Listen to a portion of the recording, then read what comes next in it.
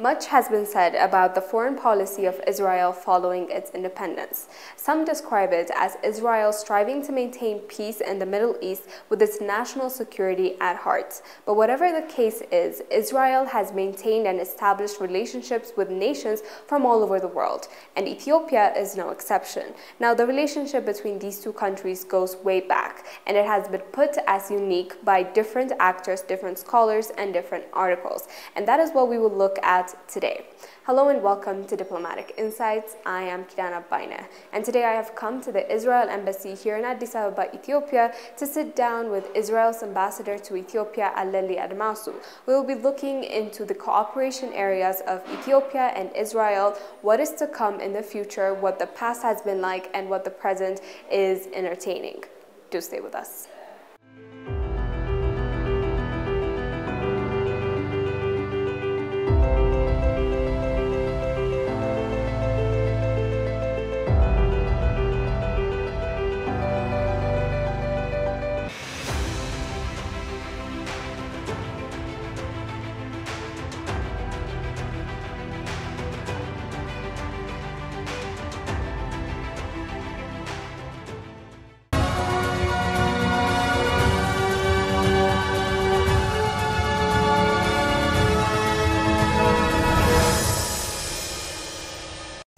Ambassador, first of all, I'd like to thank you for giving us the time and availing yourself for the interview today. So, the relationship between Ethiopia and Israel was reestablished in 1952, but beyond that, actually, the relationship that they have historically is deemed as unique by many. So, I'd like for you to please tell us a little bit about, the relationship, the historical relationship that Ethiopia and Israel share. Israel and Ethiopia, we have 1,000 years relationship. Since Queen Shaba and Shlomo Amelech, there was a relationship in trade, diplomacy, and culture. We have a strong relationship. Also, Darak Sultan in Jerusalem, Ethiopia has ancient church. Also have a long history in economic and diplomatics and religious and cultures. We have along also the Ethiopian Jews. And the second temple destroyed by Romans. When the temple is destroyed, the Jewish people is separate to go Europe, America, Asia, and Africa. Anyway, Israel is at the border of Egypt, in Africa and Asia, also in Europe. Ethiopian Jews, they come through Egypt and Sudan to live in Ethiopia, also in Africa, in Morocco, in Tunisia, Liberia. Egypt, the Jewish people, they live until Israel independent country in 1948. So within Ethiopia, we have a big relation between the two countries. So now, coming to the modern days, and I mentioned it earlier in our previous conversation that there was the Ethio-Israel Innovation Week a couple of months back, I think in July to be specific, of 2022, and it was where Israel showed interest of sharing innovation experiences with Ethiopia, which also leaves me wondering, what are some of the other areas that the two countries are cooperating on today in the modern day relationship that they have? In the Second World War, in the Italian tried to occupy and Ethiopia, the king Haile Selassie was in Jerusalem. So our relationship, even before 75 years, something like that, even the king has been in Jerusalem. Our cooperation is in Ethiopia. It's different ways, and for example, in the agriculture, we are working here. It's in Israel. Is today. It has Israel is 70 years old. Israel, and at this moment, Israel is a very developed country, and every sector, in the agriculture, the health, education, innovation, science. Especially we are working here in agriculture. Israel is a small country, but it has a big technology, and we cooperate in the health sector. As this week, there is 8 doctors here, and they cooperate with the health ministers. They are working also in innovation. We are working together.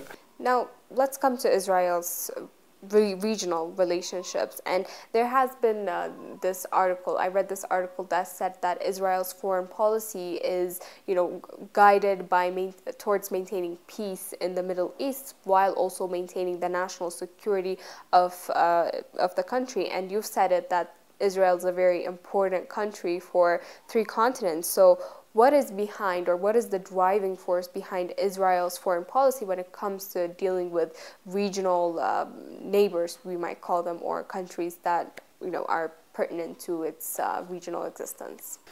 Israel, we have a conflict within an Arab country, especially in the beginning. The Arab countries, they don't like Israel to be independent country. And there is a lot of war. Still, some countries want to destroy Israel. So we have a big conflict within the Palestinians. Palestinians, they are our neighbors. Israel said, anytime said, we want to live together. We are neighbors. We live here. This is historically in the Bible. Israel is, since it exists, it is Abraham, Isaac, Jacob. That's Israel, their country.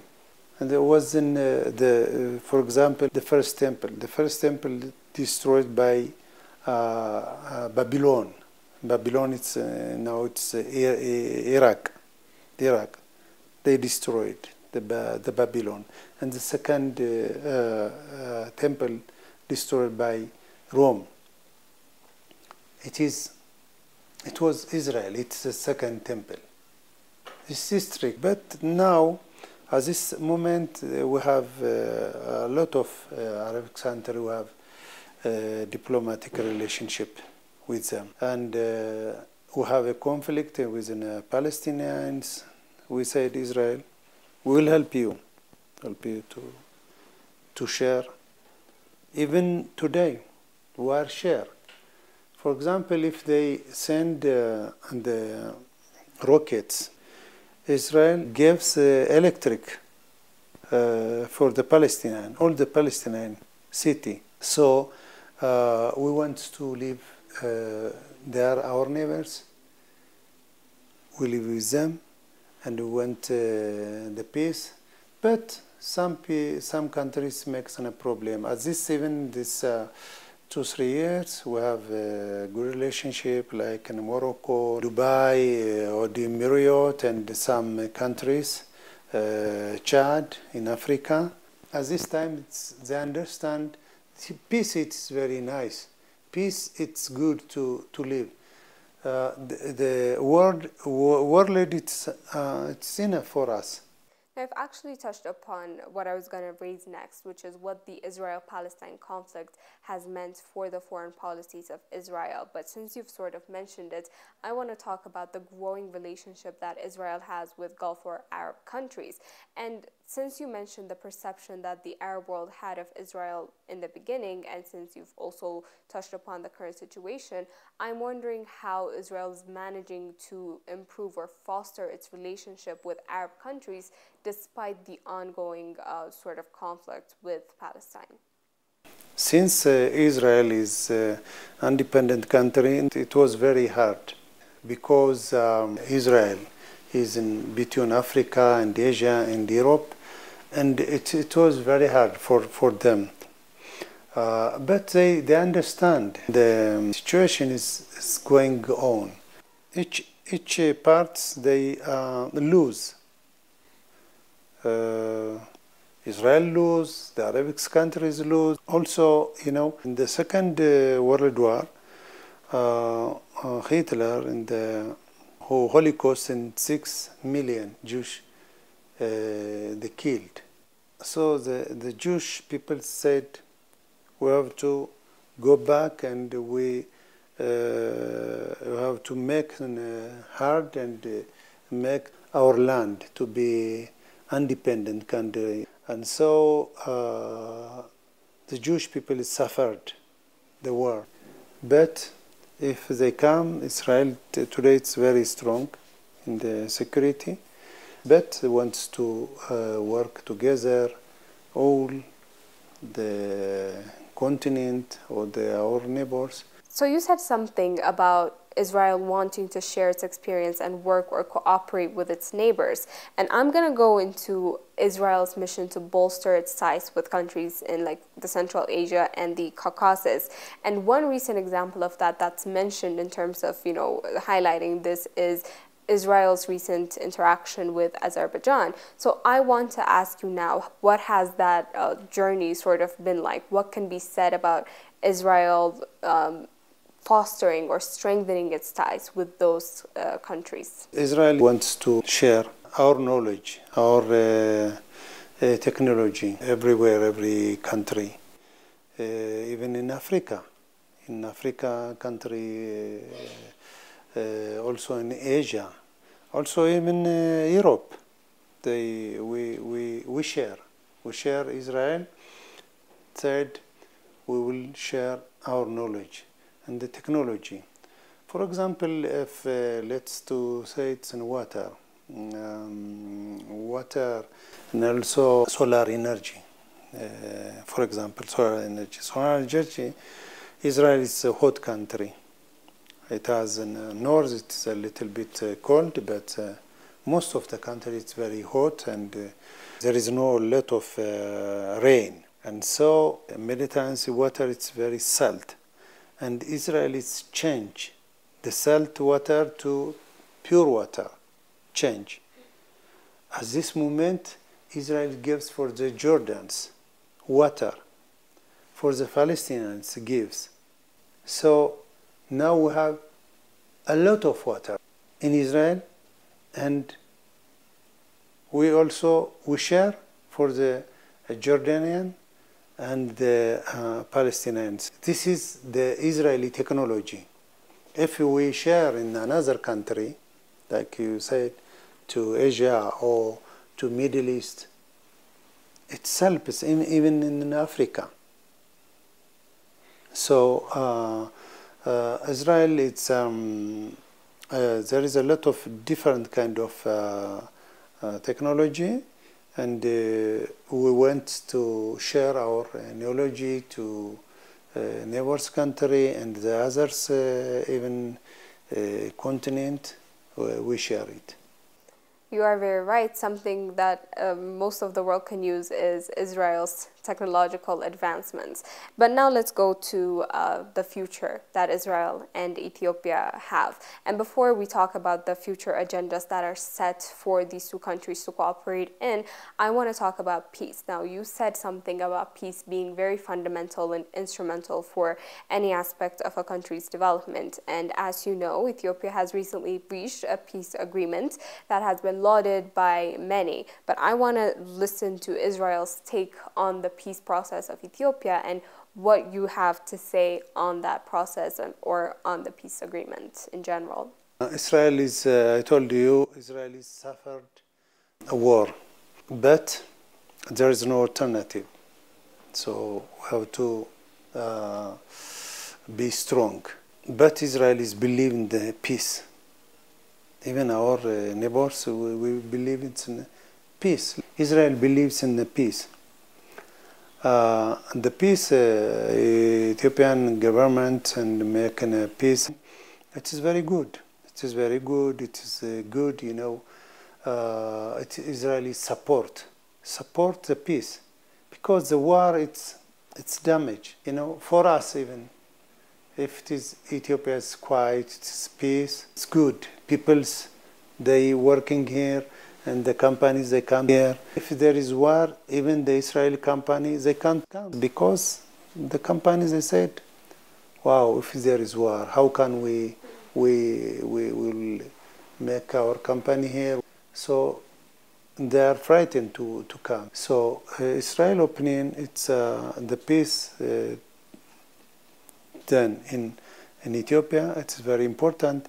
It's good, Israel's support, and also for Ethiopia, it's very nice. Now, speaking of working together going forward, now let's end this with the future agendas that are set for working together between Israel and Ethiopia, or for the cooperation that these two countries are going to perpetuate going forward. So what can we expect from the cooperation, or what areas are these two countries going to continue working together on? Just a brief mention of what we can expect. Israel share a lot of technologies, for example, in agriculture.